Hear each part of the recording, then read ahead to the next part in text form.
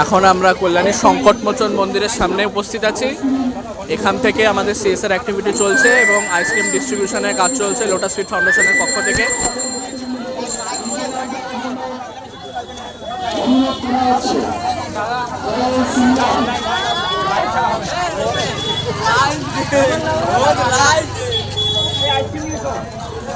এটা কি লাইন? হ্যাঁ ওটা লাইন লাইনে লাইনে লাইনে লাইনে লাইনে আচ্ছা ঠিক আছে আমরা বাড়িতে যাচ্ছি।